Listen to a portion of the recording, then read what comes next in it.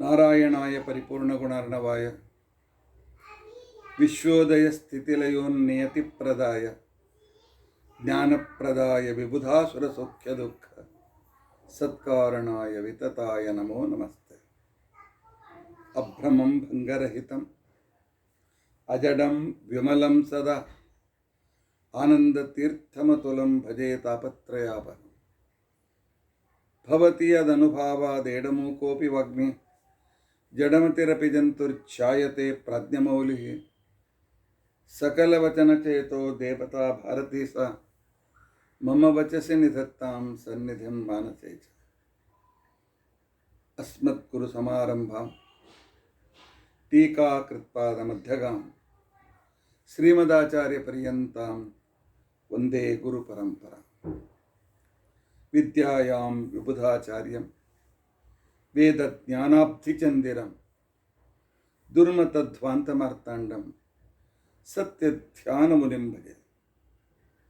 ಪಂಚಾಶದ್ವರ್ಷಪರ್ಯಂತಂ ಸತತಂ ರಾಮಪೂಜಕಃ ಶ್ರೀ ಸತ್ಯಪ್ರಮೋದಗುರುರಾಟ್ ಭಾಸತಾಂ ಹೃದಂಬರೆ.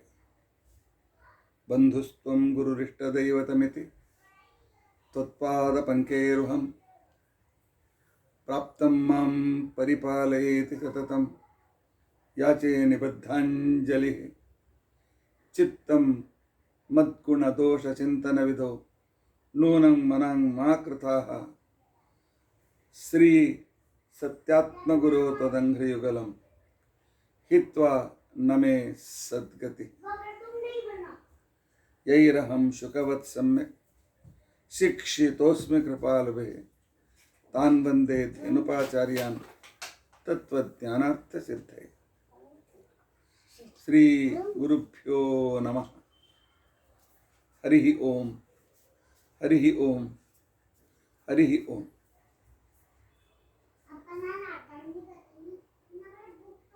ಸ್ವಸ್ತಿಸ್ತು ಅಸೇಢಸನ್ಮಂಗಲಾನಿ ಸಂತು.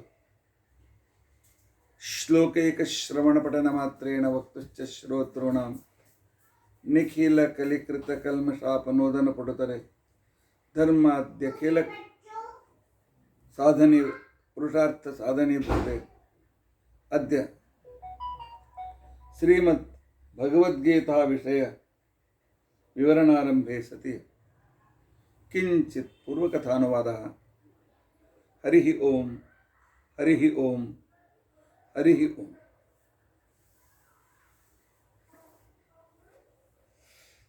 ಇವತ್ತು ಗೀತಾ ಜಯಂತಿ.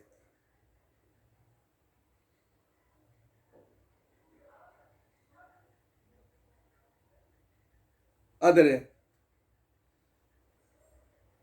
ಈಗ ಬಹಳ ವಿಳಂಬವಾದ್ದರಿಂದ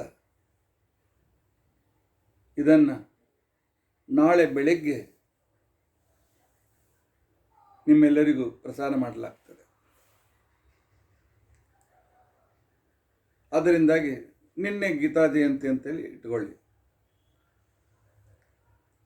ಭಗವದ್ಗೀತೆ ನಮಗೆ ಅನಿವಾರ್ಯವಾಗಿರ್ತಕ್ಕಂಥ ಗ್ರಂಥ. ಭಗವದ್ಗೀತೆಯನ್ನು ಓದದೇ ಇದ್ದರೆ ನಾವು ಮನುಷ್ಯರಾಗಿ ವ್ಯರ್ಥ.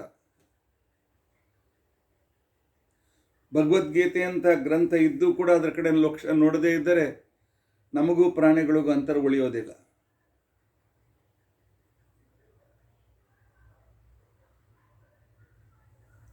ಒಂದು, ಮಹಾಭಾರತ ಯುದ್ಧ ಪ್ರಾರಂಭವಾದದ್ದು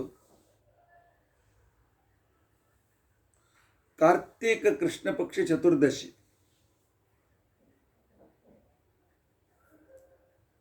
ಅದರ ನಂತರ 12ನೇ ದಿವಸ ಏಕಾದಶಿ ದಿವಸ ಗೀತಾ ಜಯಂತಿ ಏಕೆ? ಇವತ್ತು ಅರ್ಜುನನಿಗೆ ಕೃಷ್ಣ ಧರ್ಮಕ್ಷೇತ್ರ ಕುರುಕ್ಷೇತ್ರ ಹೇಳಲಿಲ್ಲ, 12 ದಿವಸ ಹಿಂದೆ ಹೇಳಿದ್ದಾನೆ. ಯಾಕೆ? ಯುದ್ಧ ಪ್ರಾರಂಭವಾದದ್ದು ಕಾರ್ತಿಕ ಕೃಷ್ಣ ಚತುರ್ದಶಿ ದಿನ. ಅವತ್ತು ದರ್ಶು ಕೂಡ ಬಂದಿತ್ತು.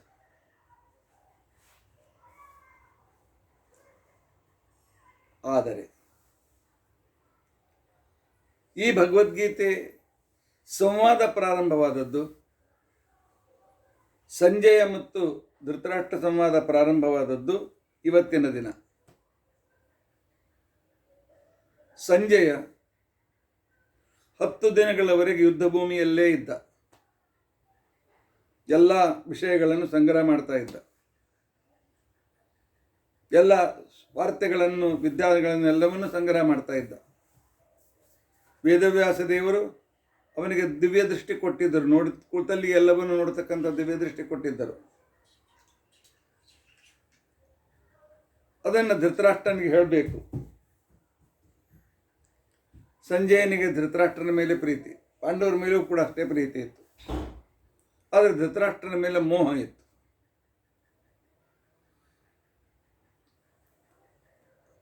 ಭೀಷ್ಮಾಚಾರ್ಯ ಇದ್ದಾರೆ, ಪಾಂಡವರನ್ನು ಸೋಲಿಸ್ತಾರೆ. ಪಾಂಡವರು ಸೋತ ನಂತರ ಈ ಆನಂದದ ವಿಷಯ ಧೃತರಾಷ್ಟ್ರನಿಗೆ ಹೇಳಬೇಕು ಅಂತ ತಿಳ್ಕೊಂಡಂತೇಳಿ ಅವನು ಕೌರವರು ಗೆಲ್ಲುವ ದಾರಿ ಕಾಯುತ್ತಾ ಯುದ್ಧ ಭೂಮಿಯಲ್ಲೇ ಇದ್ದ. ಆದರೆ 10ನೇ ದಿವಸ ಯಾವಾಗ ಭೀಷ್ಮಾಚಾರ್ಯರು ಶರಪಂಜರದ ಮೇಲೆ ಮಲಗಿದರು, ಅವನಿಗೆ ಗೊತ್ತಾಯಿತು ಇನ್ನು ಕೌರವರು ಗೆಲ್ಲೋದಿಲ್ಲ. ಇದ್ದ ಪರಿಸ್ಥಿತಿ ಧೃತರಾಷ್ಟ್ರನಿಗೆ ಸತ್ಯವಾದ ತಿಳಿಸಬೇಕು ಅಂತ ತಿಳ್ಕೊಂಡಂತೇಳಿ 9ನೇ ದಿವಸ ಭೀಷ್ಮಾಚಾರ್ಯರ ಶರಪಂಜರದ ಮೇಲೆ ಮಲಗಿಕೊಳ್ಳುವಿಕೆ, ಅಲ್ಲಿಂದ ಹೊರಟು ಉಪಪ್ಲವ್ಯಕ್ಕೆ ಬಂದಿದ್ದಾನೆ. 10ನೇ ದಿವಸ, 10ನೇ ದಿನ ಧೃತರಾಷ್ಟ್ರನಿಗೆ ಆಗಿದ್ದಾರೆ. ಧೃತರಾಷ್ಟ್ರ ಕೇಳ್ತಾನೆ, ಯುದ್ಧದ ಸ್ಥಿತಿಗತಿ ಎಲ್ಲಿಗೆ, ನಮ್ಮವರು ಎಷ್ಟು ಭಾಗ ಗೆದ್ದಿದ್ದಾರೆ. ಆಗ ಸಂಜಯ್ ಹೇಳಿದ್ದು, ಇಲ್ಲ, ಭೀಷ್ಮಾಚಾರ್ಯರ ಪತನವಾಗಿದೆ, ಕೌರವರ ವಿನಾಶ, ಪರಾಜಯ ಪ್ರಾರಂಭವಾಗಿದೆ. ಭೀಷ್ಮಾಚಾರ್ಯರ ಶರಪಂಜರ ಇಚ್ಛಾಮರಣಿಗಳಾಗಿರ್ತಕ್ಕಂಥವರು, ಅವರು ಶರಪಂಜರದ ಮೇಲೆ ಮಲಗಿದರು, ಸೋತರು. ಇದನ್ನು ಧೃತರಾಷ್ಟ್ರನಿಗೆ ತಡಲಿಕ್ಕಾಗಲಿಲ್ಲ. ಮೂರ್ಛಿತನಾಗಿದ್ದಾನೆ. ಶೈತ್ಯೋಪಚಾರ ಮಾಡಿದ್ದಾರೆ. ಎಚ್ಚರವಾದ ಮೇಲೆ ವಿಶ್ರಾಂತಿ ತೆಗೆದುಕೊಳ್ಳೋಣ ಅಂತೇಳಿ ಅಲ್ಲಿಂದ ಹೊರಟ ಸಂಜೆ ಮನೆಗೆ ಹೋಗಿ ತಾನು ವಿಶ್ರಾಂತಿ ತೆಗೆದುಕೊಂಡು ಬರ್ತಾನೆ. ಏಕಾದಶಿ ದಿನ ಸಂಜೆ ಬಂದ ಕ್ಷಣಕ್ಕೆ ಧೃತರಾಷ್ಟ್ರ ಕೇಳ್ತಾನೆ, ಧರ್ಮಕ್ಷೇತ್ರೇ ಕುರುಕ್ಷೇತ್ರೇ ಸಮವೇತಾಯುಯೋತ್ಸವ ಮಾಮಕಃ ಪಾಂಡವಾಶ್ಚೈವ ಕಿಂ ಅಕುರ್ವತ ಸಂಜಯ. ಧರ್ಮಕ್ಷೇತ್ರ, ಕುರುಕ್ಷೇತ್ರ ಇದು ಧರ್ಮದ ಕ್ಷೇತ್ರ. ಕುರುಕ್ಷೇತ್ರ ಎಲ್ಲಿ ಯುದ್ಧ ಆಯಿತು ಅದು ತೀರ್ಥಕ್ಷೇತ್ರವಾಗಿತ್ತು. ಕುರುಕ್ಷೇತ್ರಂ ವೈ ದೇವಯಜನಂ. ಕುರುಕ್ಷೇತ್ರವು ದೇವತೆಗಳು ಯಜ್ಞ ಮಾಡಿದ ಸ್ಥಳ ಅಂತ ತಿಳ್ಕೊಂಡಂತ ಹೇಳಿ ಪ್ರಸಿದ್ಧವಾಗಿತ್ತು. ಇಂಥ ಧರ್ಮಕ್ಷೇತ್ರದ ಮೇಲೆ ಬಂದೂ ಕೂಡ, ಯಾಕೆ ಬೇರೆ ಕಡೆಯಲ್ಲಿ ಮನಸ್ಸು ಉದ್ವಿಗ್ನವಾದಾಗ ನಾವು ಮಂದಿರ ಹತ್ತಿರ, ದೇವರ ಹತ್ತಿರ, ಗುರುಗಳ ಹತ್ತಿರ ಬರ್ತೇವೆ ಮನಸ್ಸನ್ನು ಶಾಂತಪಡಿಸಿಕೊಳ್ಳುವುದಕ್ಕೋಸ್ಕರ. ಅದೇ ರೀತಿ ಧರ್ಮಕ್ಷೇತ್ರಕ್ಕೆ ಬಂದಾಗ ಮನುಷ್ಯನ ಮನಸ್ಸಿನ ಪರಿವರ್ತನೆ ಆಗಬೇಕು. ಯುದ್ಧ ಬೇಡ, ಹಿಂಸೆ ಬೇಡ ಅಂತೇಳಿ ಪರಿವರ್ತನೆ ಆಗಬೇಕಾಗಿತ್ತು. ಮಾಮಕಾಹ, ನನ್ನವರು ಕೂಡ ಇದ್ದಾರೆ, ನನ್ನವರ ಮನಸ್ಸಂತ ಪರಿವರ್ತನೆ ಆಗೋದಿಲ್ಲ. ಪಾಂಡವಾಶ್ಚೈವ, ಪಾಂಡವರು ಸಹ ಈ ರೀತಿ ಯುದ್ಧಕ್ಕೆ ತಯಾರಾದರೇನು. ಕಿಮ್ಮ ಕುರ್ವತ, ಇದೇನು ಮಾಡಿದರು ಪಾಂಡವರು? ಪಾಂಡವರು ಇದರಿಂದ ನಾನು ಬಯಸಿದ್ದಿಲ್ಲ. ಪಾಂಡವರು ಶಾಂತಿಪ್ರಿಯರು, ಯುದ್ಧ ಬೇಡ, ಆಯ್ತಪ್ಪ ದುರ್ಯೋಧನ ನೀನು ರಾಜ್ಯ ಮಾಡ್ಕೊಂತಿಕೊಂಡು ಅಂತೇಳಿ ಸುಮ್ಮನಾಗ್ತಾರೆ ಅಂತ ನಾನು ತಿಳಿದುಕೊಂಡಿದ್ದೇನೆ. ಆದರೆ ಹಾಗಾಗಿಲ್ಲ. ಹೀಗಾಗಾಯ್ತಪ್ಪ ಗುರು ಸಂಜಯ ಅಂತನ್ನುವ ಒಂದು ವಕ್ರೋಕ್ತಿಯ, ಆ ಒಂದು ದುಃಖದ ಒಂದು ವಿಶಿಷ್ಟವಾಗಿರ್ತಕ್ಕಂಥ ಧ್ವನಿ ಮುಖಾಂತರ ಅವನು ಸಂಜಯನಿಗೆ ಕೇಳ್ತಾನೆ. ಇಲ್ಲದ ಬನ್ನಿ ಮೇಲೆ ಕಾಣುವ ಅರ್ಥ ಮಾಡಿದರೆ ಪಾಂಡವರು ಕೌರವರು ಧರ್ಮಕ್ಷೇತ್ರ ಕುರುಕ್ಷೇತ್ರದಲ್ಲಿ ಯುದ್ಧಕ್ಕೆ ಸೇರಿದ್ದರು. ಅವ್ರು ಏನು ಮಾಡಿದ್ರಪ್ಪ? ಯುದ್ಧಕ್ಕೆ ಸೇರಿದವ್ರೇನು ಊಟ ಮಾಡ್ತಾರ? ಯುದ್ಧಕ್ಕೆ ಸೇರಿದ್ರು ಯುದ್ಧ ಮಾಡ್ತಾರೆ.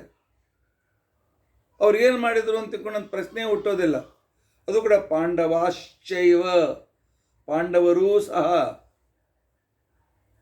ಯಾಕೆ? ಪಾಂಡವರು ಭಗವದ್ಭಕ್ತರು, ತೀರ್ಥಕ್ಷೇತ್ರ ಬಂದಾಗ ಮನಸ್ಸು ಪರಿವರ್ತನೆ ಆಗಿರಬೇಕು, ಯುದ್ಧ ಬೇಡ ಅಂದಿರಬೇಕು, ಈ ವಿಭೀಷಿಕ ಬೇಡ ಅಂದಿರಬೇಕು ಅಂತ ನಂದು ಆಶೆ ಅವನಿಗಿತ್ತು. ಅದು ಆಶೆ ಭಂಗವಾಯಿತು ಅಂತ ತಿಳ್ಕೊಂಡಂತೇಳಿ ಅವನು ಪಾಂಡವರು ಕೂಡ ಈ ರೀತಿಯಾಗಿ ಅವ್ರ ಮನಸ್ಸು ಪರಿವರ್ತನೆ ಆಗಲಿಲ್ಲೇನೋ ಅನ್ನುವ ಅರ್ಥದಲ್ಲಿ ಕೇಳ್ತಾನೆ. ಆಗ ಸಂಜೆ ಉತ್ತರಿಸ್ತಾನೆ, ಆಗಿತ್ತು, ಅರ್ಜುನನ ಮನಸ್ಸಿನಲ್ಲಿ ಯುದ್ಧ ಬೇಡ ಅಂತ ಮೂಡಿತ್ತು. ಆದರೆ ಕರ್ತವ್ಯದ ಸಂದರ್ಭವನ್ನು ಕೃಷ್ಣ ಉಪದೇಶ ಮಾಡಿದಾಗ ಅವರು ಯುದ್ಧ ಮಾಡಿದರು ಅಂತಕ್ಕನ್ನೋ ವಿಚಾರವನ್ನು ತಿಳಿಸ್ತಾ, ಈ ಯುದ್ಧ ಆಗಬೇಕು, ದುಷ್ಟರು ಸಾಯಬೇಕು, ಅದಕ್ಕೋಸ್ಕರ ನನ್ನ ಪೂರ್ತಿ ಸಹಾಯ ಇದೆ, ಇದು ನನ್ನ ಸಂಕಲ್ಪ ಅಂತ ಹೇಳಿ ಕೃಷ್ಣ ಸೂಚಿಸಿದ ವಿಚಾರವನ್ನು, ಅವರು ಹೇಳಿದ ವಿಚಾರವನ್ನು ಹೇಳುವುದಕ್ಕೋಸ್ಕರ ಪ್ರಾರಂಭ ಮಾಡ್ತಾರೆ. ಸರಿ, ಅಣ್ಣ ತಮ್ಮಂದಿರ ಜಗಳ, ಅರ್ಜುನನಿಗೆ ಅಜ್ಞಾನ ಮೋಹ ಬಂದಿತ್ತು, ಅವನಿಗೆ ಸಜೆಷನ್ ಬೇಕಾಗಿತ್ತು. ಅದನ್ನು ಕೃಷ್ಣ ಅರ್ಜುನನಿಗೆ ತಿಳಿಸಿ ಹೇಳಿದ. ಸರಿ, ನಮಗೇನು ಉಪಯೋಗ ಇವತ್ತಿನ ದಿನಗಳಲ್ಲಿ? ನಮಗೆ ಪ್ರಯೋಜನ ಇಲ್ಲದಕ್ಕೆ ನಾವು ಟೈಮ್ ಪಾಸ್ ಯಾಕೆ ಮಾಡಬೇಕು? ಭಗವದ್ಗೀತೆಯಿಂದ ನಮಗೇನಾದರೂ ಉಪಯೋಗವಿದೆಯೇ?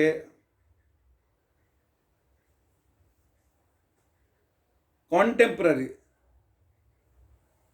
ಇದರ ಅವಶ್ಯಕತೆ ಇದೆ.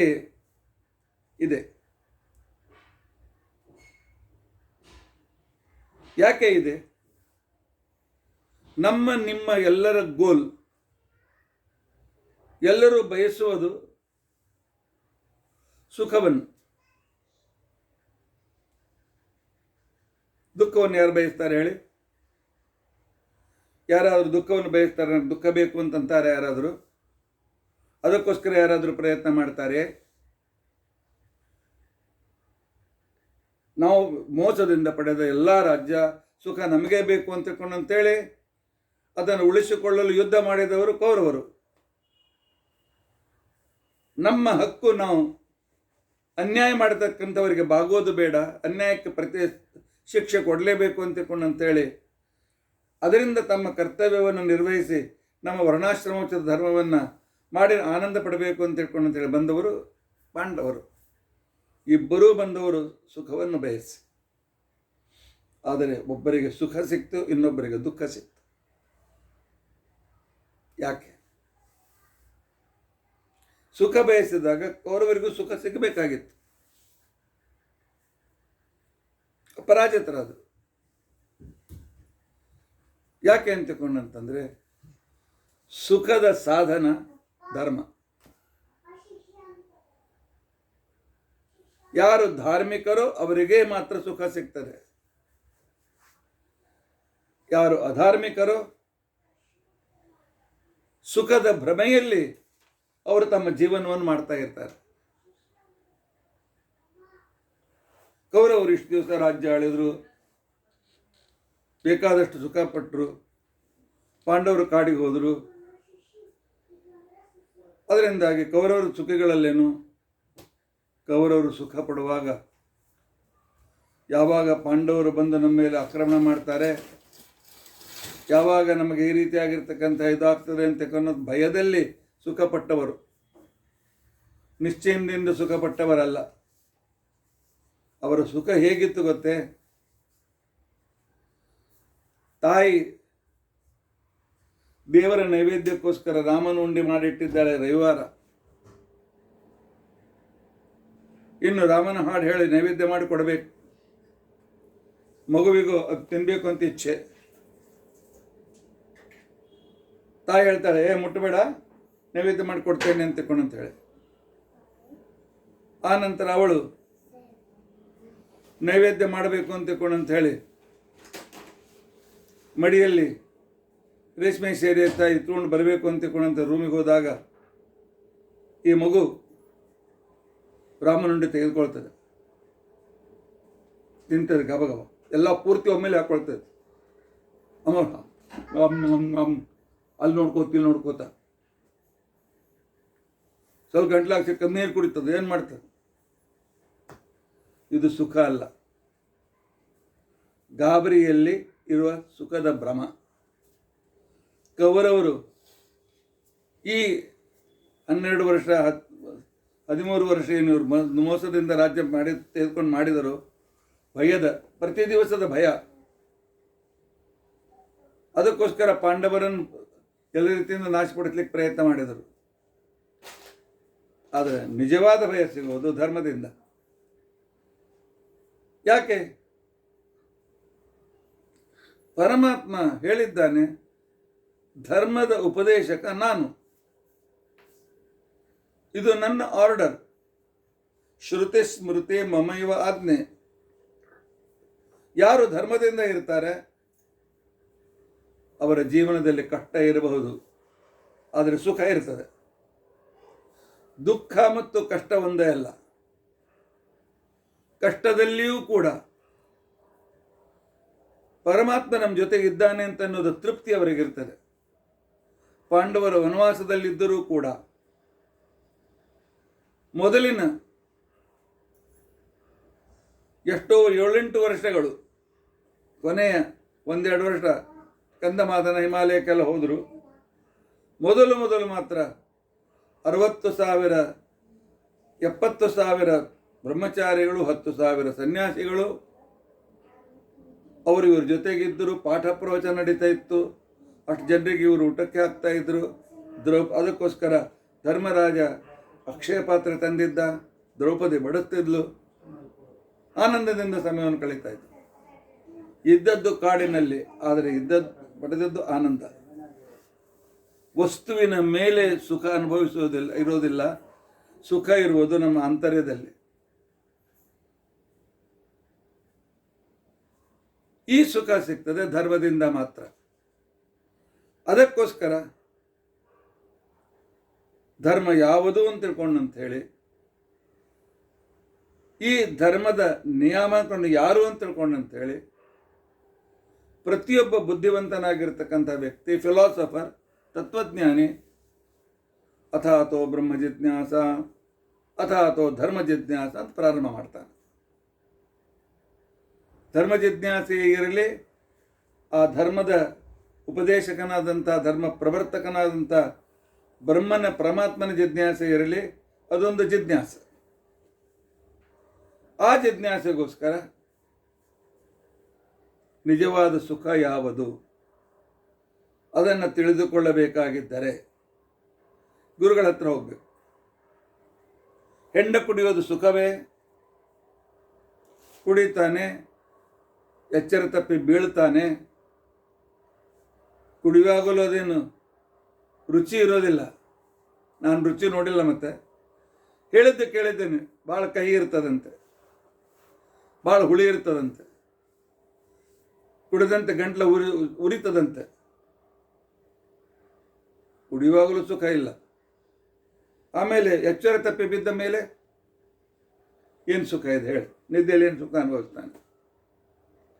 ಎದ್ದ ಮೇಲೆ ಮೈಕವನು ಮುಂದೆ ಕಿಡ್ನಿ ಕೆಟ್ಟು ಹೋಗ್ತದೆ, ಅನೇಕ ರೋಗಕ್ಕೆ ಗುರಿ ಆಗ್ತಾನೆ, ಒಂದು ದಿವಸ ಸತ್ತು ಹೋಗ್ತಾನೆ. ಯಾವುದು ಅಧರ್ಮ ಅಂತ ಶಾಸ್ತ್ರ ಹೇಳಿದೆ ಅದರ ಪರಿಣತಿ ದುಃಖ, ಯಾವುದು ಧರ್ಮ ಅಂತ ಹೇಳಿದೆ ಅದರ ಪರಿಣತಿ ಸುಖ. ಆರಂಭದಲ್ಲಿ ಧರ್ಮಾಚರಣೆ ಕಠಿಣ ಅಂತ ಅನಿಸಬಹುದು, ಅದಗ್ರೇ ವಿಷಮಿವ, ವಿಷ ಕಷ್ಟ ಅಂತ ತಕೊಂಡು ಅನಿಸ್ಬೋದು ನಿಮಗೆ. ಪರಿಣಾಮಿ ಅಮೃತೋಪಮ, ಆದರೆ ಪರಿಣಾಮ ಅಮೃತ. ಅಭ್ಯಾಸ ಮಾಡುವಾಗ ಕಷ್ಟ ಅನ್ನಿಸ್ಬಹುದು, ಆದರೆ ರಿಸಲ್ಟ್ ಫಸ್ಟ್ ಬಂದಾಗ ಆಗುವ ಸುಖವೇ ಬೇರೆ.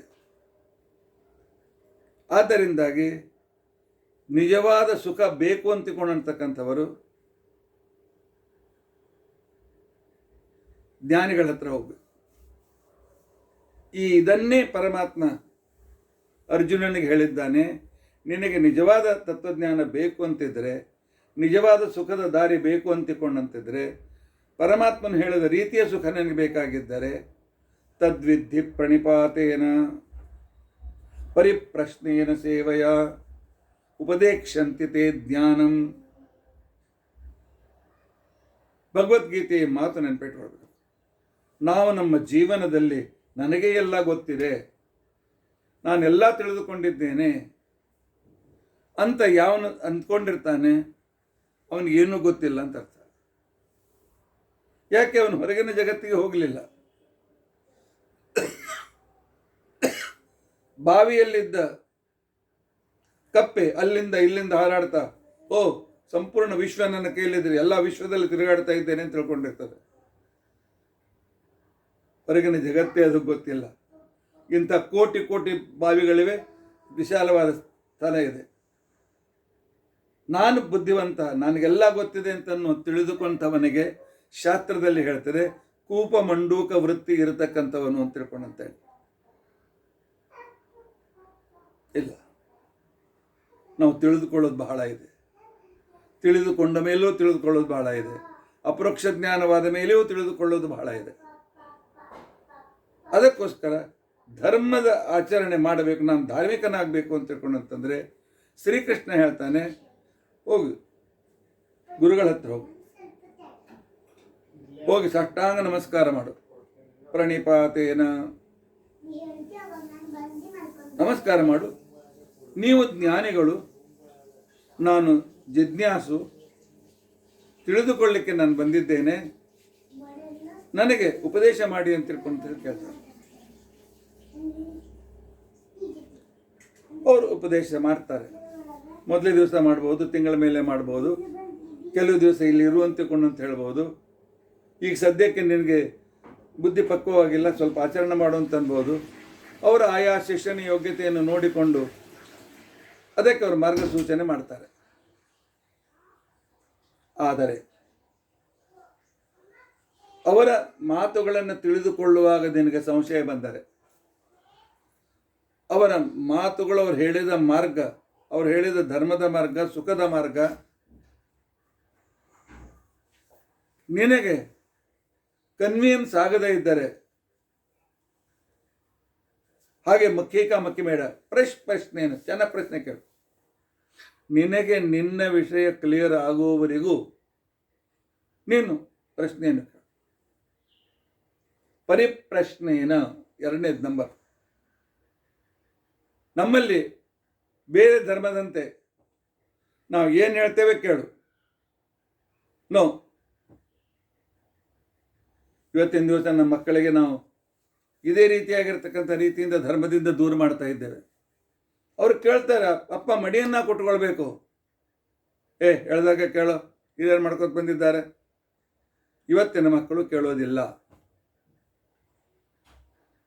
ಅವರ ಪ್ರಶ್ನೆಗೆ ನೀವು ಅವರಿಗೆ ಕನ್ವಿನ್ಸ್ ಆಗುವಂತೆ ಉತ್ತರ ಕೊಡಬೇಕು. ಹಾಗಾದ್ರೆ ಉತ್ತರ ಇದೆಯಾ? ಎಲ್ಲ ಪ್ರಶ್ನೆಗಳಿಗೂ ಉತ್ತರ ಇದೆ ಭಗವದ್ಗೀತೆಯಲ್ಲಿ. ನೀವೊಂದು ಪ್ರಶ್ನೆ ಕೇಳಿ, ಭಗವದ್ಗೀತೆಯ ಪುಸ್ತಕ ನಿಮ್ಮ ಕೈಯಲ್ಲಿ ಕೊಡ್ತೇನೆ, ಯಾವ್ದು ಬೇಕಾದ ಪೇಜ್ ತೆಗೀರಿ, ಯಾವ್ದು ಬೇಕಾದ ಶ್ಲೋಕ ತೋರಿಸಿ, ಆ ಶ್ಲೋಕದಲ್ಲಿ ನಿಮ್ಮ ಪ್ರಶ್ನೆಗೆ ಉತ್ತರ ಇದೆ. ಎಂಥ ಅದ್ಭುತ ಗ್ರಂಥ ಭಗವದ್ಗೀತಾ ಅಂತ ತಿಳ್ಕೊಂಡಂತಂದ್ರೆ, ಪ್ರತಿಯೊಂದು ಶ್ಲೋಕಗಳು ನಿಮ್ಮೆಲ್ಲರ ಪ್ರಶ್ನೆಗಳಿಗೆ ಉತ್ತರ ರೂಪವಾಗಿವೆ. ನೋಡಿ, ಇದೇ ಒಂದು ಶ್ಲೋಕದ ಅರ್ಧ ಭಾಗ. ತದ್ವಿಧಿ ಪ್ರಣಿಪಾತೇನ ಪರಿಪ್ರಶ್ನೇನ. ಪ್ರಶ್ನೆ ಮಾಡು, ಪ್ರಶ್ನೆ ಉತ್ತರ ಪಡಿ. ಆದರೆ ಕೆಲವು ಸಲ ಅವ್ರು ಹೇಳಿದ್ದು ನಿನಗೆ ಬೇಗನೆ ಅರ್ಥವಾಗಲಿಕ್ಕಿಲ್ಲ. ಆ ಒಂದು ರೀತಿಯಾಗಿರ್ತಕ್ಕಂಥ ವಿಚಾರ ನಿನ್ನ ತಲೆಗೆ ತಿಳಿಯದೆ ಸಂಶಯಗಳು ಬರಬಹುದು. ಪ್ರಶ್ನೆ ಕೇಳಿ ಉತ್ತರ ಪಡೆದಿದ್ದರೂ ಕೂಡ ಕನ್ವಿನ್ಸ್ ಆಗದೇ ಇರಬಹುದು. ಆಗ ನೀನು ಅವ್ರ ಸೇವಾ ಮಾಡು. ಅವ್ರು ಹೇಳಿದಂತೆ ಕೇಳ್ಕೊಂಡಿರು. ಅವರ ಈ ನೆವದಿಂದ, ಸೇವೆ ಮಾಡುವ ನೆವದಿಂದ ಅವ್ರಿಗೆ ಅಡುಗೆ ಮಾಡು ಹಾಕೋದು, ಊಟಕ್ಕೆ ಹಾಕೋದು, ಅವ್ರ ಮನೆ ಸ್ವಚ್ಛ ಮಾಡೋದು, ಈ ನೆವದಿಂದ ಅವರ ಒಂದು ಜ್ಞಾನದ ವೈಬ್ರೇಷನ್ ಏನಿದೆ ಅದು ನಿನ್ನ ಮೇಲೆ ಕ್ರಮವಾಗಿ ಪರಿಣಾಮ ಮಾಡಿ ಅವರು ಹೇಳಿದ್ದನ್ನು ತಿಳಿದುಕೊಳ್ಳುವ ಸಾಮರ್ಥ್ಯ ನಿನಗೆ ಬರ್ತದೆ. ಬೇಕಾದ್ರೆ ಒಂದು ಕೆಲಸ ಮಾಡಿ, ಪ್ರಯೋಗ ಮಾಡಿ. ಯಾವಾಗ ನಿಮಗೆ ಪಾಠದಲ್ಲಿ ಯಾವ ಭಾಗ ಅರ್ಥ ಆಗೋದಿಲ್ಲ, ತಿಳಿದುಕೊಳ್ಳಿಕ್ಕೆ ಪ್ರಯತ್ನ ಮಾಡಿ, ಕೇಳಿ ಉತ್ತರ ಪಡೆಯಿರಿ. ಕೊನೆಗೆ ದೇವರ ಮನೆಯಲ್ಲಿ ದಿನಾಲು ನೀವು ದೇವರ ಪೂಜೆ ಮಾಡ್ತಾ ಇದ್ದರೆ ಅಲ್ಲೊಂದು ಸನ್ನಿಧಾನ ಇರ್ತದೆ, ಅಲ್ಲಿ ಹೋಗಿ ಕೂತ್ಕೊಂಡು ವಿಚಾರ ಮಾಡಿ, ನಿಮಗೆ ಪ್ರಶ್ನೆಗೆ ಉತ್ತರ ಸಿಗ್ತದೆ. ಇದು ಪ್ರಾಕ್ಟಿಕಲ್. ಯಾಕೆ? ದೊಡ್ಡವರ ಸೇವೆ ಮಾಡೋದ್ರಿಂದ, ಭಗವಂತನ ಸೇವೆ ಮಾಡೋದ್ರಿಂದಾಗಿ ಸೇವೆಯ ನೆವದಿಂದ ಅವರ ಹತ್ತಿರ ಹೋಗ್ತಾ ಇದ್ದರೆ, ಇವತ್ತಿನ ಆಧುನಿಕ ವಿಜ್ಞಾನದ ಪ್ರಕಾರ ಪ್ರತಿಯೊಬ್ಬ ವ್ಯಕ್ತಿಯ ಸುತ್ತಲೊಂದು ಔರ ಇರ್ತದೆ, ಅವನ ಪ್ರಭಾವಲಯ ಇರ್ತದೆ, ಅವನ ಶಕ್ತಿಯ ಒಂದು ಸ್ರೋತಸ್ಸು ಇರ್ತದೆ. ಆ ಪ್ರಭಾವಲಯದಲ್ಲಿ ಪ್ರವೇಶ ಮಾಡಿದಾಗ ಅದರ ಲಾಭ ನಮಗಾಗ್ತದೆ. ಅದಕ್ಕೋಸ್ಕರ ನಮಸ್ಕಾರ ಮಾಡೋದು, ಬ್ರಹ್ಮರಂಧ್ರದಿಂದ ನಾನು ಒಳಗೆ ಹೋಗಲಿ ಅಂತ ತಿಳ್ಕೊಳ್ಳೋದು. ಆದ್ದರಿಂದಾಗಿ ಧರ್ಮದ ಜ್ಞಾನ ಬೇಕಾಗಿದ್ದರೆ, ತತ್ವಜ್ಞಾನ ಬೇಕಾಗಿದ್ದರೆ ಗುರುಗಳ ಹತ್ರ ಹೋಗಬೇಕು, ಅವರಿಗೆ ಪ್ರಶ್ನೆ ಮಾಡಬೇಕು, ಅವರ ಸೇವೆಯನ್ನು ಮಾಡಬೇಕು. ಇಲ್ಲ ಮತ್ತು ಧರ್ಮ ತತ್ವಜ್ಞಾನ ಎರಡೆರಡು ಶಬ್ದ ಉಪಯೋಗಿಸ್ತಾ ಇದ್ದೀರಿ. ಧರ್ಮ ತತ್ವಜ್ಞಾನ ಅಲ್ಲೇನು, ತತ್ವಜ್ಞಾನ ಇದು ಧರ್ಮ ಅಲ್ಲೇನು? ಇಲ್ಲಿ ನಾನು ಧರ್ಮ ಶಬ್ದ ಉಪಯೋಗಿಸಿದ್ದು ಧರ್ಮದ ಆಚರಣೆ.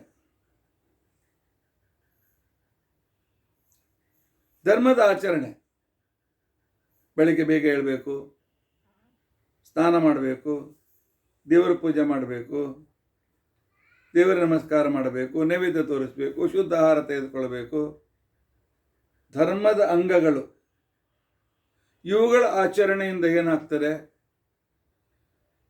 ನಾನೇನು ತಿಳಿದುಕೊಳ್ಳಬೇಕು, ನನ್ನ ಅಂತಃಕರಣ ಮನಸ್ಸು ಬುದ್ಧಿಗಳಿವೆ, ಅವುಗಳು ಸ್ವಚ್ಛವಾಗುತ್ತವೆ, ಪವಿತ್ರವಾಗುತ್ತವೆ. ಪವಿತ್ರವಾದದ್ರಿಂದಾಗಿ ಗುರುಗಳ ಉಪದೇಶವನ್ನು ಗ್ರಹಣ ಮಾಡುವ ಸಾಮರ್ಥ್ಯ ನನಗೆ ಬರ್ತದೆ. ಅವರ ಉಪದೇಶವೇ ತತ್ವಜ್ಞಾನ. ತತ್ವ ಅಂದರೆ ಪರಮಾತ್ಮ, ಪರಮಾತ್ಮನ ಬಗ್ಗೆ ಇರುವ ತಿಳುವಳಿಕೆ. ಅವರು ಈ ರೀತಿಯಾಗಿ ಮಾಡಿದಾಗ ಅವರು ಉಪದೇಶಂತಿ ತೇ ಜ್ಞಾನಂ, ಅವರು ಜ್ಞಾನವಾಗಬೇಕಾದರೆ, ಜ್ಞಾನಂ ಅಂತಂದರೆ ಜ್ಞಾನಕ್ಕೆ ಕಾರಣೀಭೂತವಾಗಿರ್ತಕ್ಕಂತಹ ವಿಷಯಗಳ ಉಪದೇಶವನ್ನು ನಿಮಗೆ ಮಾಡ್ತಾರೆ, ಆ ಗ್ರಂಥಗಳ ಉಪದೇಶವನ್ನು ಮಾಡ್ತಾರೆ, ಆ ಸಂದರ್ಭಗಳ ಉಪದೇಶವನ್ನು ಮಾಡ್ತಾರೆ. ಆದ್ದರಿಂದಾಗಿ ಭಗವದ್ಗೀತೆ ನಮಗೇನು ಕಲಿಸ್ಕೊಡ್ತದೆ ಅಂತ ತಿಳ್ಕೊಂಡಂತಂದರೆ, ಸುಖ ಬೇಕಾಗಿದ್ದರೆ ನಿನ್ನ ಮನಸ್ಸಿಗೆ ಬಂದಂತೆ ನೀನು ಆಚರಣೆ ಮಾಡಬೇಡ. ಸೆಲ್ಫ್ ಮೆಡಿಕೇಶನ್ ಹೇಗೆ ಡೇಂಜರು, ನಾನು ಇದರಿಂದ ಸುಖ ಸಿಗ್ತದೆ, ಅದರಿಂದ ಸುಖ ಸಿಗ್ತದೆ, ಪ್ರಯೋಗ ಮಾಡ್ತಾ ಮಾಡ್ತಾ ದುಃಖದಲ್ಲೇ ಕಳಿಬೇಕಾಗ್ತದೆ. ಅದಕ್ಕೋಸ್ಕರ ಭಗವದ್ಗೀತೆಯ ಸಂದೇಶ ಏನು ಅಂತ ತಿಳ್ಕೊಂಡಂತಂದರೆ, ಗುರುಗಳಿಗೆ ನೀನು ಶರಣು ಹೋಗು. ಇಲ್ಲ ಮತ್ತೆ ದುಃಖ ಆಗ್ತದಲ್ಲ ಅಂತ ತಿಳ್ಕೊಂಡಂತಂದರೆ, ಜಗತ್ತಿನಲ್ಲಿ ದುಃಖಿತರು ಬೇಕಾಷ್ಟು ಜನ ಇದ್ದಾರಲ್ಲ ಅಂತ ತಿಳ್ಕೊಂಡಂತಂದರೆ, ಹೌದು, ಎಲ್ಲ ಕಾಲಕ್ಕೂ ಇರ್ತಾರೆ, ಎಲ್ಲ ಕಾಲಕ್ಕೂ ಸುಖಿಗಳು ಇದ್ದಾರೆ, ಎಲ್ಲ ಕಾಲಕ್ಕೂ ದುಃಖಿಗಳು ಇದ್ದಾರೆ. ಹಾಗಾದ್ರೆ ದುಃಖಕ್ಕೆ ಕಾರಣ ಏನು? ದುಃಖಕ್ಕೆ ಕಾರಣ ಅಂತ ತಿಳ್ಕೊಂಡಂತನ್ನೋದು ಅಜ್ಞಾನ. ದುಃಖಕ್ಕೆ ಕಾರಣ ಅಂತ ತಿಳ್ಕೊಂಡಂತನ್ನೋದು ಪಾಪದ ಪ್ರವೃತ್ತಿ. ಆದ್ದರಿಂದಾಗಿ ತತ್ವಜ್ಞಾನ ನಮಗೇನು ಕಲಿಸ್ಕೊಡ್ತದೆ ಅಂತ ತಿಳ್ಕೊಂಡಂತಂದ್ರೆ,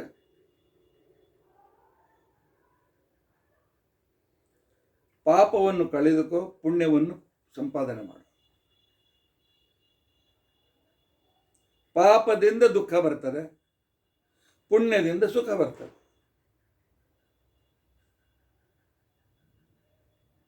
ಪಾಪೇನ ಪುಣ್ಯೇನ ಪುಣ್ಯಮಾಪ್ನೋತಿ ಪಾಪೇನ ಪಾಪೀಯಸೋ ಭವತಿ ಅಂತನ್ನೋದು ಧರ್ಮದ ಉಪದೇಶ. ಹಾಗಾದರೆ ಪುಣ್ಯ ಅಂದ್ರೇನಪ್ಪ, ಪಾಪ ಅಂದ್ರೇನು?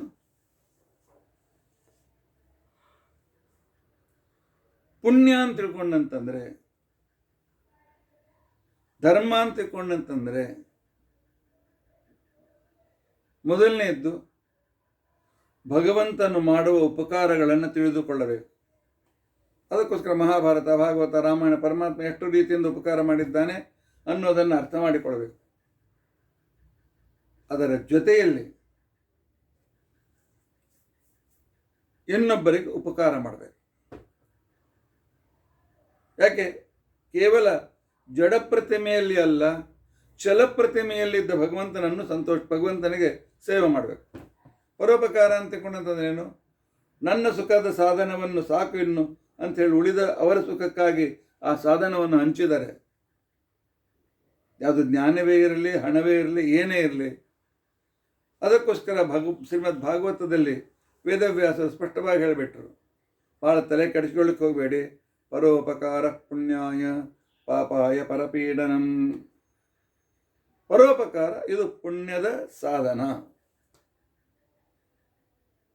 ಇನ್ನೊಬ್ಬರನ್ನ ಪೀಡಿಸುವುದು ಪಾಪದ ಸಾಧನ. ಇನ್ನೊಬ್ಬರ ಪೀಡೆಗಾಗಿಯೇ ಹುಟ್ಟಿರ್ತಕ್ಕಂಥವರು ರಾವಣ, ಕುಂಭಕರ್ಣ, ಹಿರಣ್ಯಾಕ್ಷ, ಹಿರಣ್ಯಕಶಿಪು, ಶಿಶುಪಾಲ, ದಂತವಕ್ತ್ರ, ಜರಾಸಂಧ. ಇನ್ನೊಬ್ಬರ ಪೀಡೆಯಲ್ಲಿ ಇನ್ನೊಬ್ಬರು ಅಳುವುದನ್ನು ನೋಡಿ ಉಳಿದವ್ರ ಗಂಡ ಮೊನ್ನೆ ಕಾಶ್ಮೀರದಲ್ಲಿ ಕೇಳಿದ್ದೀರಲ್ಲ, ಹೆಂಡತಿ ಎದುರಿಗೇನೆ ಗಂಡನ ನೋಡಿದು ಅವಳು ಅಳುವುದನ್ನು ನೋಡಿ ಆನಂದ ಪಟ್ಟಿರ್ತಕ್ಕಂಥ ಅವರೇ ಅಸುರರು. ಇಂಥ ಅಸುರರು ಜಗತ್ತಿನಲ್ಲಿದ್ದಾರೆ. ಇಲ್ಲ, ಅವತ್ತಿನಿಂದ ಪರಮಾತ್ಮ ಇಷ್ಟು ಸಲ ಅವತಾರ ತಗೊಂಡ. ಅವತಾರದ ಉದ್ದೇಶ ದುಷ್ಟರ ವಿನಾಶ, ಸಜ್ಜನರ ರಕ್ಷಣಾ, ಧರ್ಮ ಸಂಸ್ಥಾಪನೆ. ಪರಿತ್ರಾಣಾಯ ಸಾಧೂನಾಂ ವಿನಾಶಾಯ ಚ ದುಷ್ಕೃತಾಂ ಧರ್ಮ ಸಂಸ್ಥಾಪನಾರ್ಥಾಯ ಸಂಭವಾಮಿ ಯುಗೇ ಯುಗೇ. ಪರಮಾತ್ಮಿಷ್ಟ ಅವತಾರ ತೆಗೆದುಕೊಂಡು ಟ್ರೈ ಮಾಡಿದರೂ ಸಹ, ಪ್ರಯತ್ನ ಮಾಡಿದರೂ ಸಹ ಅಧರ್ಮ ಹೋಗಲಿಲ್ಲಲ್ಲ, ದುಃಖ ಹೋಗಲಿಲ್ಲಲ್ಲ, ಪೀಡೆ ಹೋಗಲಿಲ್ಲಲ್ಲ. ಹಾಗಾದರೆ ಭಗವಂತನ ಸಮರ್ಥನೆ. ಈ ದುಃಖ ಹೋಗೋದು ಹೇಗೆ? ದುಃಖ ಹೋಗೋದು ಹೇಗೆ ಅಂತಂದ್ರೆ, ದುಃಖವನ್ನು ಕೊಡೋ ಪರಮಾತ್ಮ ದುಃಖ ಯಾಕೆ ಕೊಡ್ತಾನೆ? ಯಾಕಂತಂದ್ರೆ ಅನಂತ ಜೀವರಾಶಿಗಳಿದ್ದಾರೆ. ಅನಂತ ಜೀವರಾಶಿಗಳಲ್ಲಿ ಒಳ್ಳೆಯವರು ಇದ್ದಾರೆ, ಮಧ್ಯಮರು ಇದ್ದಾರೆ, ಅಧಮರು ಇದ್ದಾರೆ. ಎಲ್ಲ ಯುಗದಲ್ಲಿ ಈ ಬ್ರಹ್ಮದೇವರ ಒಂದು 100 ಆಯುಷ್ಯದಲ್ಲಿ ಒಂದು 10% ಜನ ಮೋಕ್ಷಕ್ಕೆ ಹೋದರು ಅಂತ ತಿಳ್ಕೊಳ್ಳಿ. ಆ 90% ಜನ ಮತ್ತೆ ವಾಪಸ್ ಬರ್ತಾರೆ. 10 ಜನ ಮತ್ತೆ ಇನ್ನೊಂದ್ರಲ್ಲಿ ಸೇರಿಕೊಳ್ತಾರೆ. ಆದ್ದರಿಂದ ಅವರು ಇನ್ನೂ ತಮ್ಮ ಪೂರ್ತಿಯಾಗಿರ್ತಕ್ಕಂಥ ರೀತಿಯಲ್ಲಿ ಪರಮಾತ್ಮನ ಅನುಗ್ರಹವನ್ನು ಪಡೆದಿಲ್ಲ, ಪರೋಪಕಾರ ಮಾಡಿಲ್ಲ, ಪುಣ್ಯ ಗಳಿಸಲಿಲ್ಲ. ಕೇವಲ ಸ್ವಾರ್ಥಕ್ಕೋಸ್ಕರ ತಮ್ಮ ಜೀವನವನ್ನು ಮಾಡಿದರು. ಯಾಕೆಂತಂದ್ರೆ ಈ ದುಃಖ ಅಂತಿಕೊಂಡಂತಂದ್ರೆ ಕಾರಣ ಏನು ಅಂತಿಕೊಂಡಂತಂದ್ರೆ, ದುಃಖ ಅಂದ್ರೂ ಒಂದೇ, ನರಕ ಅಂತಂದ್ರು ಒಂದೇ, ತಮಸ್ಸು ಅಂತಂದ್ರೆ ಒಂದೇ. ಸ್ವಲ್ಪ ಹೆಚ್ಚು ಕಡಿಮೆ ಇರತಕ್ಕಂಥ ತಾರತಮ್ಯ ಅವುಗಳಲ್ಲಿವೆ. ಪರಮಾತ್ಮ ಹೇಳ್ತಾನೆ, ದುಃಖಕ್ಕೆ ಕಾರಣ 3 ದುರ್ಗುಣಗಳು. ಪರಮಾತ್ಮ ಬಹಳ ಸ್ಪಷ್ಟವಾಗಿ ಹೇಳ್ತಾನೆ, ತ್ರಿವಿಧಂ ನರಕಸ್ಯೇದಂ ದ್ವಾರಂ ನಾಶನಮಾತ್ಮನಃ. 3 ನರಕಕ್ಕೆ ಹೋಗುವ ಬಾಗಿಲುಗಳಿವೆ. ಈ ಬಾಗಿಲಿನಿಂದ ಹೋದ ವ್ಯಕ್ತಿ ತನ್ನ ಎಲ್ಲ ಸುಖವನ್ನು ಕಳೆದುಕೊಳ್ತಾನೆ, ಕೇವಲ ದುಃಖಿ ಆಗ್ತಾನೆ, ಅವನು ನರಕದಲ್ಲಿ ಹೋಗಿ ಬೀಳ್ತಾನೆ, ತನ್ನ ಎಲ್ಲ ಅಸ್ತಿತ್ವವನ್ನೇ ಅವನು ಕಳೆದುಕೊಳ್ಳಬೇಕಾಗ್ತದೆ. ಪೂರ್ತಿ ಹೋಗೋದಿಲ್ಲ, ಆದರೆ ಸುಖದಿಂದ ಇರುವ ತನ್ನ ಅಸ್ತಿತ್ವವನ್ನು ಕಳೆದುಕೊಳ್ಳಬೇಕಾಗ್ತದೆ. ಮೂರು ಯಾವುದು ಅಂತ ತಿಳ್ಕೊಂಡಂತಂದರೆ ಕಾಮ ಕ್ರೋಧ ಲೋಭ ಏವ ಚ ತ್ರಿವಿಧಂ ನರಕಸ್ಯಾದಂ ನಾಶನಮಾತ್ಮನಃ. ಕಾಮ ಕ್ರೋಧ ಲೋಭ. ಕಾಮ ಕ್ರೋಧ ಲೋಭ.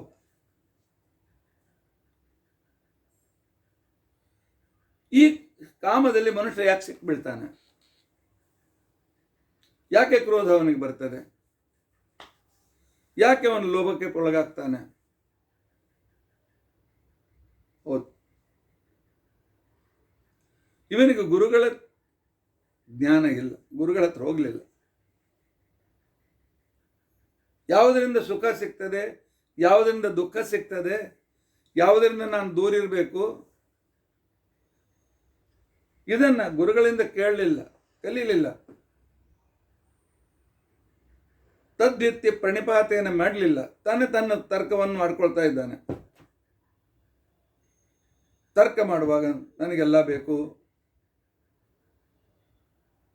ನನಗೆ ಅಷ್ಟು ಹಣ ಬೇಕು, ನನಗೆ ಇಷ್ಟು ಹಣ ಬೇಕು.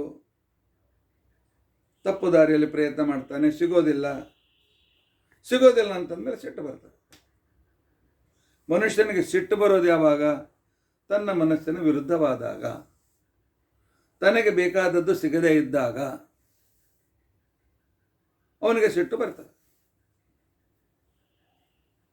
ಮಕ್ಕಳು ಸರಿಯಾಗಿ ಹೋಮ್ವರ್ಕ್ ಮಾಡಬೇಕು ಅಂತ ಅವನ ಇಚ್ಛೆ, ಮಾಡದೇ ಇದ್ದಾಗ ಸಿಟ್ಟು ಬರ್ತದೆ. ಹೆಂಡತಿ ಸರಿಯಾಗಿ ಅಡಿಗೆ ಮಾಡಬೇಕು ಅಂತ ಇಚ್ಛೆ, ಮಾಡದಿದ್ದಾಗ ಸಿಟ್ಟು ಬರ್ತದೆ. ಗಂಡ ನನಗೆ ಒಳ್ಳೆ ಆಭರಣ ಸೀರೆಗಳನ್ನು ತಂದು ಕೊಡಬೇಕು, ಕೊಡೋದಿಲ್ಲ, ಸಿಟ್ಟು ಬರ್ತದೆ. ನಮ್ಮ ಇಚ್ಛೆಗಳು ಯಾವಾಗ ಪೂರ್ತಿಯಾಗುವುದಿಲ್ಲ ಆಗ ಅವನಿಗೆ ಸಿಟ್ಟು. ಅಯೋಗ್ಯವಾಗಿರ್ತಕ್ಕಂಥ ಇಚ್ಛೆಗಳು ಅಂದರೆ ಕಾಮ, ಬಹಳ ದೊಡ್ಡ ಶತ್ರು. ಮುಂದೆ ಪರಮಾತ್ಮ ಹೇಳ್ತಾನೆ 2ನೇ ಸ್ಕಂದದಲ್ಲಿ, ಕಾಮ ಏಷ ಕ್ರೋಧ ಏಷಃ ರಜೋಗುಣ ಸಮುದ್ಭವ ಮಹಾಶನಃ ಮಹಾಪಾಪ್ಮ. ಕಾಮನೆಗೆ ಅಂತ್ಯವಿಲ್ಲ, ಮಹಾಶನ. ಅದು ನಮ್ಮ ಪಾಪಕರ್ಮದಲ್ಲಿ ನಮ್ಮನ್ನು. ಕಾಮ ಇದ್ದದ್ರಿಂದಲೇ ನಾವು ಲಂಚ ತೆಗೆದುಕೊಳ್ತೇವೆ, ಕಾಮನೆ ಇದ್ದದ್ರಿಂದಲೇ ಜನರಿಗೆ ಮೋಸ ಮಾಡ್ತೇವೆ, ಕಾಮನೆ ಇದ್ದದ್ರಿಂದಲೇ ಶ್ರಮ ಇಲ್ಲದೆ ಹಣ ಗಳಿಸಲು ಪ್ರಯತ್ನ ಮಾಡ್ತೇವೆ. ಈ ಕಾಮ ಎಂದಿಗೂ ಪೂರ್ತಿ ಆಗೋದಿಲ್ಲ. ಯಾಕೆ ಅಂತ ತಿಳ್ಕೊಂಡಂತಂದ್ರೆ ಬಯಕೆಗೆ ಅಂತ್ಯವಿಲ್ಲ, ಅಷ್ಟು ಶಕ್ತಿ ನಮಗಿಲ್ಲ. ಮತ್ತು ಪರಮಾತ್ಮ ನಮ್ಮ ಕರ್ಮಾನುಸಾರವಾಗಿ ಎಷ್ಟು ಕೊಡಬೇಕು ಅಷ್ಟೇ ಕೊಡ್ತಾನೆ. ಆದ್ದರಿಂದಾಗಿ ಕಾಮನೆ ಪೂರ್ತಿ ಆಗೋದಿಲ್ಲ. ಅದು ಪೂರ್ತಿ ಆಗೋದ್ರಿಂದಾಗಿ ಸಿಟ್ಟು ಬರ್ತದೆ. ಸಿಟ್ಟು ಬಂದ ಕ್ಷಣಕ್ಕೇನೆ ಅದನ್ನು ಪಡೆದೇ ತೀರಬೇಕು, ಇನ್ನೂ ಬೇಕು ಅಂತ ಲೋಭ ಹೆಚ್ಚಾಗ್ತದೆ. ಈ ಲೋಭ ಕ್ರೋಧ ಹೆಚ್ಚಾದಾಗ ತಿಳುವಳಿಕೆ ಹೊರಟೋಗ್ತದೆ, ವಿವೇಕ ಹೋಗ್ತದೆ. ಕ್ರೋಧಾತ್ ಭವತಿ ಸಮ್ಮೋಹಾತ್ ಸ್ಮೃತಿ ವಿಭ್ರಮ, ಸ್ಮೃತಿಭ್ರಂಶಾತ್ ಬುದ್ಧಿನಾಶ. ವಿನಾಶ. ಎಂದಿಗೂ ಮೇಲಿನ ದಾರಿಗೆ ನಾವು ಬರೋದೆ. ಅದಕ್ಕೋಸ್ಕರ ಭಗವದ್ಗೀತೆಯ ಸಂದೇಶವೇನು ಅಂತ ತಿಳ್ಕೊಟ್ಟಂತಂದ್ರೆ, ಈ ನರಕದ ದಾರಿಗೆ ಹೋಗಬೇಡಿ.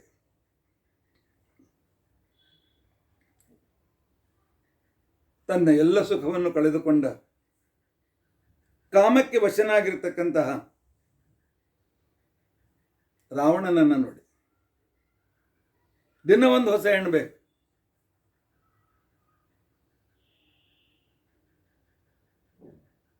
ಒಂದ್ಸಲ ಸೀತಾ ಮಾತೆಯನ್ನು ಕೂಡ, ಅಂದ್ರೆ ಅವಳ ಆಕೃತಿಯನ್ನು ತೆಗೆದುಕೊಂಡು ಹೋದ.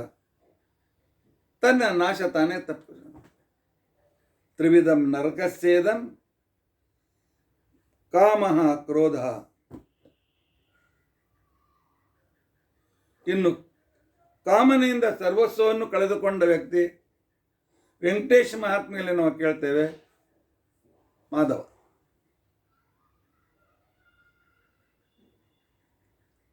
ತನ್ನ ಮನೆಯಲ್ಲಿ ತಂದೆ ತಾಯಿ ಒಳ್ಳೆಯವರು, ಒಳ್ಳೆಯ ಹೆಂಡತಿ, ಮನೆಯಲ್ಲಿ ಎಲ್ಲ ಸುಖ ಸುಪ್ಪತ್ತುಗಳಿದ್ದರೂ ಕೂಡ ಯಾವುದೋ ಒಬ್ಬ ವೇಶ್ಯಾಸ್ತ್ರೀಯಿಂದ ಬಿದ್ದು,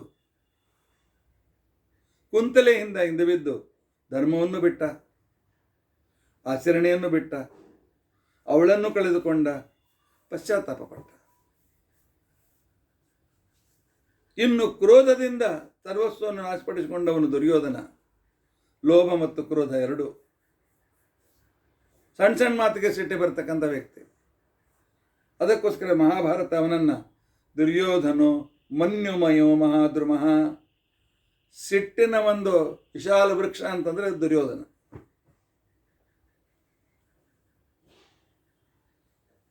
ಆ ಒಂದು ಕ್ರೋಧದಿಂದ ತನ್ನ ಸರ್ವಸ್ವವನ್ನು, ಅತಿ ಕ್ರೋಧದಿಂದ ಸರ್ವಸ್ವವನ್ನು ಕಳೆದುಕೊಂಡಿರ್ತಕ್ಕಂಥ ವ್ಯಕ್ತಿ. ಆ ನಂತರ ಲೋಭದಿಂದ ವಿನಾಶವನ್ನು ಹೊಂದಿದ ವ್ಯಕ್ತಿ ಜರಾಸಂಧ. ಸಂಪೂರ್ಣ ಹಿಂದೂಸ್ತಾನ ನಂದಾಗಬೇಕು, ಸಂಪೂರ್ಣ ಭರತಖಂಡ ನಂದಾಗಬೇಕು, ಇಲ್ಲ ಉಳಿದವರನ್ನ ಕಾರಾಗೃಹದಲ್ಲಿ ಹಾಕ್ತೇನೆ. 100ರಲ್ಲಿ 96% ಸಂಪೂರ್ಣ ಭರತಖಂಡವನ್ನು ತನ್ನ ವಶದಲ್ಲಿ ಮಾಡಿರ್ತಕ್ಕಂಥ ವ್ಯಕ್ತಿ. ತೃಪ್ತಿ ಇರಲಿಲ್ಲ, ಇನ್ನೂ ಬೇಕು, ಇನ್ನೂ ಬೇಕು. ಆ ಲೋಭ ಅವನ ಸಂಪೂರ್ಣ ವಿನಾಶಕ್ಕೆ ಕಾರಣವಾಯಿತು. ಆದರೆ ಆ ಕಾಮವನ್ನು ಗೆದ್ದ ವ್ಯಕ್ತಿ ಅತ್ಯಂತ ಸುಖಿಯಾಗಿ ಭಗವಂತನ ಅನುಗ್ರಹಕ್ಕೆ ಪಾತ್ರನಾದ ಆ ವ್ಯಕ್ತಿ ಕೈಲಾಸಪತಿಯಾಗಿರ್ತಕ್ಕಂಥ ರುದ್ರದೇವರು. ಕಾಮ ಬಾಣ ಹೊಡೆದರೂ ಕೂಡ ವಶನಾಗದೆ 3ನೇ ಕಣ್ಣಿಂದ ಅವನನ್ನು ಸುಟ್ಟು ಹಾಕಿದ ಮಹಾನುಭಾವರು ರುದ್ರದೇವರು, ಶಿವ. ಓಂ ನಮಃ ಶಿವಾಯ. ಪರಮ ಭಗವದ್ಭಕ್ತರು, ರಾಮ ಮಂತ್ರವನ್ನು ಜಪಿಸಿದವರು, ರಾಮ ಮಂತ್ರವನ್ನು ತನ್ನ ಹೆಂಡತಿಗೆ ಉಪದೇಶ ಕೊಟ್ಟವರು. ಇನ್ನು ಕ್ರೋಧ ತನ್ನ ಜೀವನದಲ್ಲಿ ಎಷ್ಟೇ ಕಷ್ಟ ಬಂದರೂ ಕೂಡ ಕ್ರೋಧ ಮಾಡದೆ ಪರಮಾತ್ಮನಿಗೆ ಶರಣು ಹೋದ ಒಬ್ಬ ವ್ಯಕ್ತಿ ಕುಂತಿ.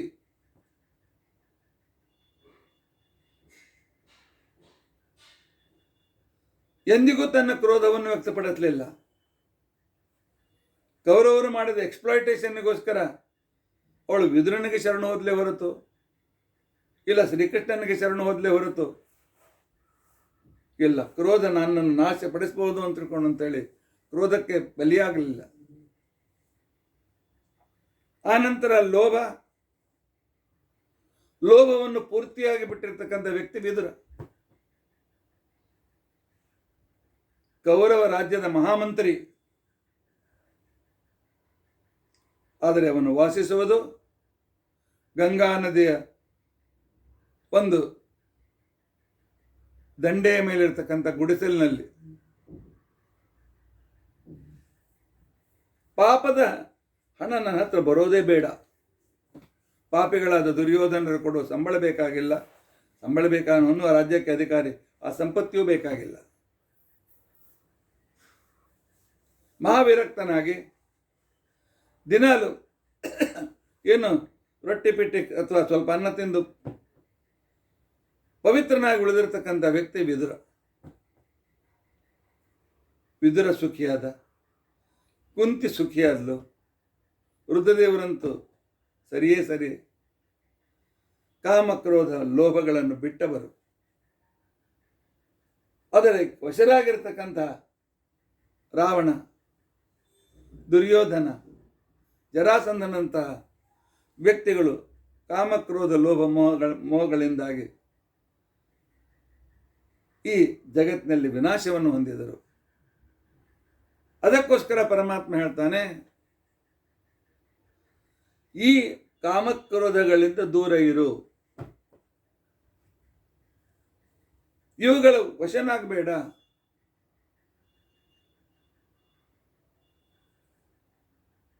ಕಾಮಕ್ರೋಧಗಳು ಎಲ್ಲಿಂದ ಬರ್ತವೆ?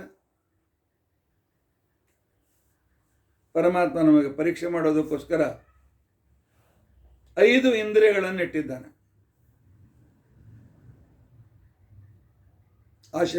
ಆಸೆ ತೀರಿಸಿಕೊ. ಕಣ್ಣಿನಿಂದ ಒಳ್ಳೆಯದನ್ನು ಅಶ್ಲೀಲವನ್ನು ನೋಡುವ ಬಯಕೆ, ಕಿವಿಯಿಂದ ಹಾಡುಗಳನ್ನು, ಸಿನಿಮಾ ಹಾಡುಗಳನ್ನು ಮತ್ತು ಇನ್ಯಾರ ನಿಂದೆಯನ್ನು ಕೇಳುವ ತಬಕ, ಆ ನಂತರ ಬಾಯಿಯಿಂದ ಅಭಕ್ಷ್ಯಭಕ್ಷಣ, ಮೂಗಿನಿಂದ ದುರ್ಗಂಧದ ಈರುಳ್ಳಿ ಬೆಳ್ಳುಳ್ಳಿ ಇತ್ಯಾದಿಗಳನ್ನು ಪ್ರೀತಿಸುವುದು, ಪರಸ್ತ್ರೀಯರ ಪರಪುರುಷರ ಸ್ಪರ್ಶವನ್ನು ಬಯಸುವುದು, ಸ್ಪರ್ಶೇಂದ್ರಿಯದಿಂದ ಆಗುವ ಕಾಮನೆಗಳು.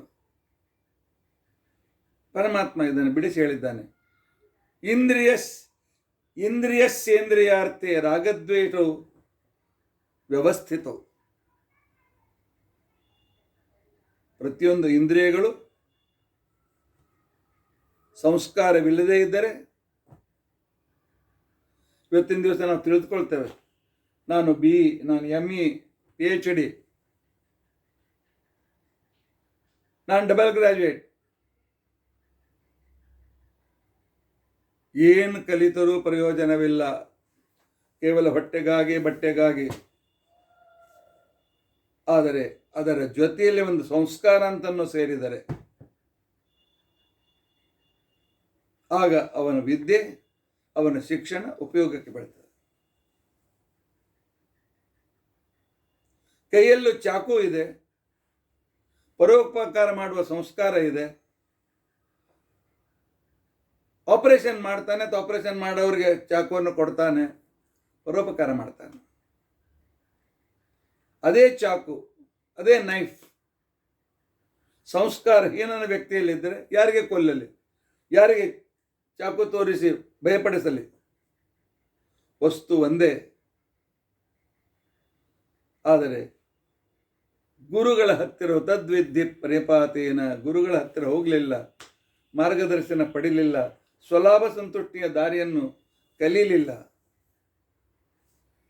ಆದ್ದರಿಂದಾಗಿ ಮನುಷ್ಯನಾಗಿರ್ತಕ್ಕಂಥ ವ್ಯಕ್ತಿ ತಾನು ಇಂದ್ರಿಯಗಳ ವಶನಾಗದೆ, ಇಂದ್ರಿಯಗಳನ್ನು ಮನಸ್ಸು, ಬುದ್ಧಿ, ಪಂಚ ಜ್ಞಾನೇಂದ್ರಿಯ, ಪಂಚಕರ್ಮೇಂದ್ರಿಯಗಳನ್ನು ತನ್ನ ಅಧೀನದಲ್ಲಿಟ್ಟುಕೊಂಡು ಎಲ್ಲಿ ಅದನ್ನು ಉಪಯೋಗಿಸಬೇಕು, ತನ್ನ ಉನ್ನತಿಯ ದಾರಿಯಾಗಿ ಉಪಯೋಗಿಸಬೇಕು.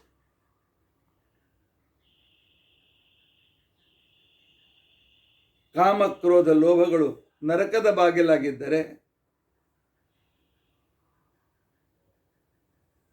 ಅದರ ಜೊತೆಯಲ್ಲಿ ಮನುಷ್ಯನಿಗೆ 3 ಸ್ವರ್ಗದ ದಾರಿಗಳು ಕೂಡ ಇವೆ.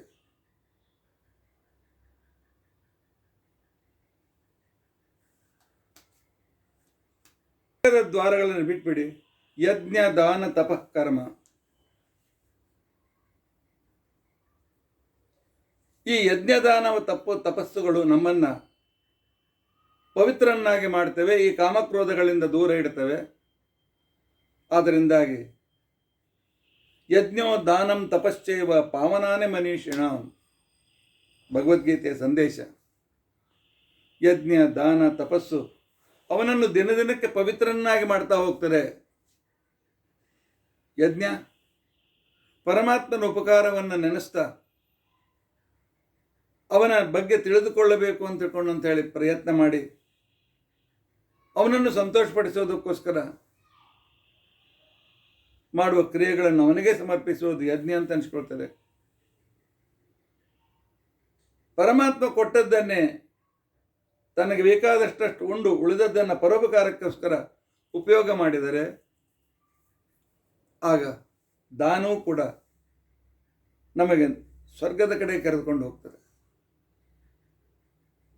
3ನೇದ್ದು ತಪಸ್ಸು, ಆಲೋಚನೆ, ಶಾಸ್ತ್ರಾಧ್ಯಯನ.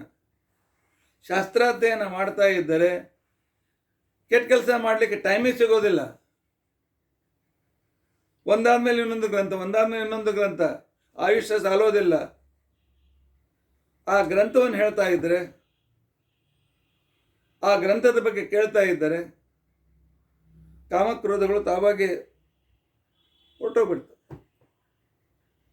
ಯಾಕೆ ಅಂತ ತಿಳ್ಕೊಂಡಂತಂದರೆ, ಪ್ರವಚನ ಮಾಡುವಾಗ ನಾನು ಕೆಟ್ಟ ಕೆಲಸ ಮಾಡಲಿಕ್ಕಾಗ್ತದೆಯಾ?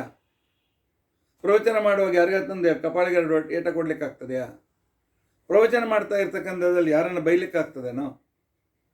ಪ್ರವಚನ ಮಾಡುವ ಸಂದರ್ಭದಲ್ಲಿ ಇನ್ನೊಬ್ರಿಗೆ ಅಪಮಾನ ಮಾಡಲಿಕ್ಕೆ ಸಾಧ್ಯ ಆಗ್ತದೇನೋ? ಇಲ್ಲ. ಇದು ಪ್ರವಚನ ಭಗವಂತ ಮಹಿಮೆ, ಅದರಲ್ಲಿ ಎಲ್ಲಿ ಯಾವುದು ಬರೋದಿಲ್ಲ. ಆದ್ದರಿಂದಾಗಿ ಯಜ್ಞ ದಾನ ತಪಸ್ಸುಗಳು ಪಾವನಾನಿ ಮನೀಷಿಣಾಂ ಯಜ್ಞೋದಾನಂ ತಪಶ್ಚೈವ ಕಾರ್ಯಮೇವ ನತ್ಯಾಜ್ಯಂ ಕಾರ್ಯಮೇವ ತತ. ಅವುಗಳನ್ನು ಮಾಡಿದರೆ ಸುಖ ಸಿಗ್ತದೆ.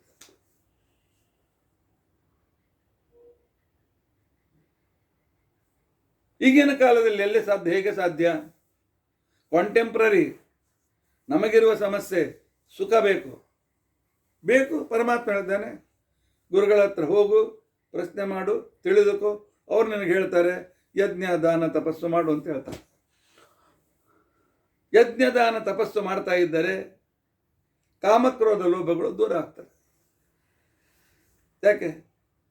ಭಗವಂತ ತಂದೆ ತಾಯಿ ಅವನು ನಮಗೆ ತಪ್ಪದೇ ಯೋಗಕ್ಷೇಮ ನೋಡಿಕೊಳ್ತಾನೆ. ಯೋಗಕ್ಷೇಮಂ ವಹಾಮ್ಯಹಂ ಅಂತ ತಿಳ್ಕೊಂಡಂತೇಳಿ ಪರಮಾತ್ಮ ಪ್ರತಿಜ್ಞೆ ಮಾಡಿದ್ದಾನೆ.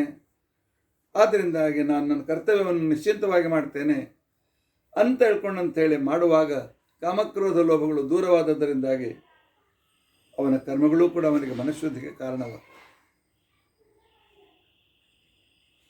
ಆದ್ದರಿಂದಾಗಿ ಇವತ್ತಿನ ಕಾಂಟೆಂಪ್ರರಿ ದುಃಖ ಬೇಡ ಅಂತ ತಿಳ್ಕೊಂಡಂತಿದ್ರೆ ಯಜ್ಞ ದಾನ ತಪಕರ್ಮ, ಅದಕ್ಕೋಸ್ಕರ ಗುರುಗಳ ಹತ್ರ ಹೋಗಿ ಅವರ ಪ್ರಶ್ನೆ ಕೇಳಿ ಉತ್ತರ ಪಡೆದು ಅವರ ಸೇವೆ ಮಾಡಿ ಆ ದಾರಿಯಲ್ಲಿ ಮುಂದೆ ಹೋಗುವುದು ಇದು ಸುಖದ ದಾರಿ. ಎಲ್ಲ ಕಾಲಕ್ಕೂ ಇದೇ ಉತ್ತರ. ಈ ಉತ್ತರಕ್ಕೆ ಈ ಪ್ರಿನ್ಸಿಪಲ್ ಔಟ್ಡೇಟೆಡ್ ಆಗೋದಿಲ್ಲ. ಈ ಪ್ರಿನ್ಸಿಪಲ್ನಿಂದಾಗಿ ಯಜ್ಞದಲ್ಲಿ ಸಹಕಾರ ಬೇಕು, ಒಬ್ಬನೇ ಯಜ್ಞ ಮಾಡಲಿಕ್ಕೆ ಆಗೋದಿಲ್ಲ. ದಾನ ಕೊಡಬೇಕಾಗಿದ್ದರೆ ಪಾತ್ರನ ಹುಡುಕಬೇಕಾಗ್ತದೆ. ತಪಸ್ಸನ್ನು ಮಾಡಬೇಕಾಗಿದ್ದರೆ ಮೊದಲು ಎಲ್ಲ ದೇವತೆಗಳ ಅನುಗ್ರಹ ಪಡೆಯಬೇಕಾಗ್ತದೆ, ಇಂದ್ರಿಯ ನಿಗ್ರಹ ಪಡೆಯಬೇಕಾಗ್ತದೆ. ಅದೊಂದೇ ವಿಚಾರವನ್ನು ಮಾಡಿ ಆ ತತ್ವಜ್ಞಾನ ತಿಳಿದುಕೊಳ್ಬೇಕು ಅಂತ ಅನ್ನೋದಿದ್ದರೆ ಮನುಷ್ಯ ಅತ್ಯಂತ ಸುಖವಾದ ರೀತಿಯಲ್ಲಿ ಮುಂದೆ ಬರ್ತಾನೆ. ಅವನಿಗೆ ಪರಮಾತ್ಮನ ಅನುಗ್ರಹವಾಗ್ತದೆ. ಗುರುಗಳು ಹೇಳ್ತಾರೆ ಸ್ವಲಾಭ ಸಂತುಷ್ಟಿ. ಇವತ್ತೇನು ಸಿಕ್ಕಿದೆ ಅಷ್ಟರ ಸಂತುಷ್ಟನಾಗು. ಯಾರನ್ನ ಬೈಬೇಡ, ಯಾರು ತಿರಸ್ಕರಿಸಬೇಡ, ಅದು ಮಾಡು ಇದು ಮಾಡು, ಏನು ಮಕ್ಕಳು ತಕರಾರು ಮಾಡಬೇಡ. ಇವತ್ತಿನ ದಿವಸ ನನಗೆ ಎಷ್ಟು ಕೊಡಬೇಕು, ಏನು ಕೊಡಬೇಕು ಭಗವಂತನಿಗೆ ಗೊತ್ತಿದೆ. ನಾನು ಬಯಸಿದ್ದಷ್ಟು ಕೊಡೋದಿಲ್ಲ.